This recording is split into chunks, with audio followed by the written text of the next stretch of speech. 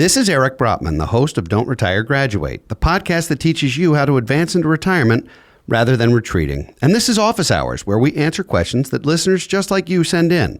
We received a question from Madeline, who asked, I'm thinking of going back to work, but worried my husband and I will jump into the next tax bracket.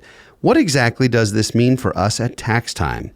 Madeline, this is a great question, and one that couples definitely wrestle with when there is a change from one working spouse to two potentially in a household.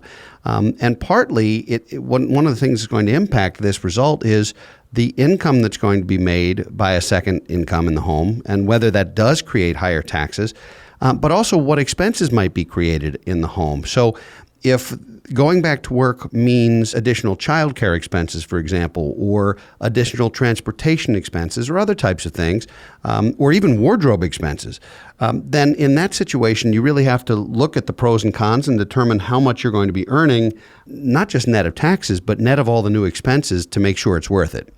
Assuming it's worth it, and assuming your income will be large enough that it overcomes any of those expenses, or even if there aren't a lot of new expenses and you're able to start earning more money, how does that impact your tax picture?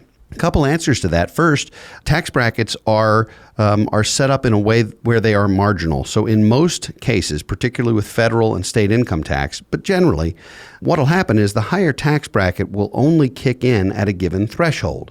So if the 24% tax bracket, for example, runs up through about $162,000 for a single person or twice that for a married couple, and you then eclipse that and wind up in the 32% tax bracket, the difference, that higher 8%, only applies to the income over that threshold.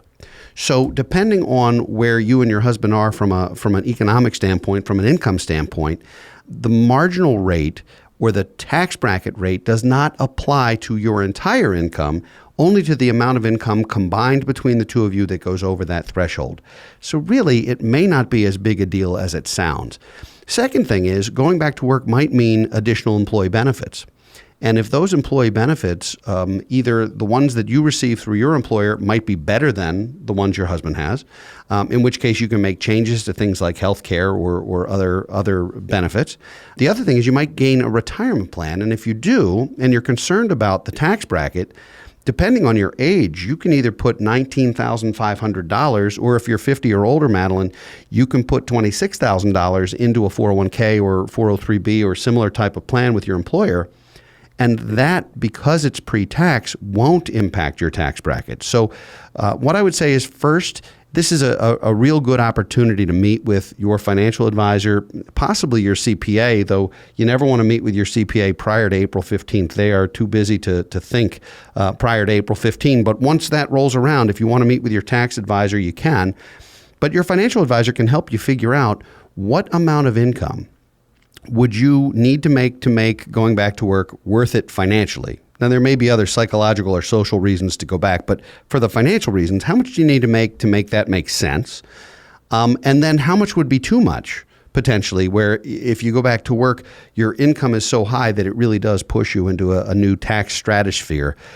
In most cases, that's not the issue. In most cases, it's better to have that second income unless the expenses are too high, particularly if there are benefits involved. That really does become the wild card here, because it means that you and your husband could potentially double the amount that you're putting away toward retirement and toward your own financial independence.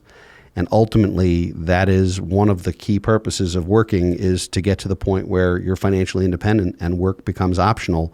And you never have to retire, but it is sure nice to know that you're working for fun and not for the need for money. So, Madeline, great question. Thank you for sending it. I hope this was helpful, and certainly would encourage you to talk to your financial advisor or to get in touch with us.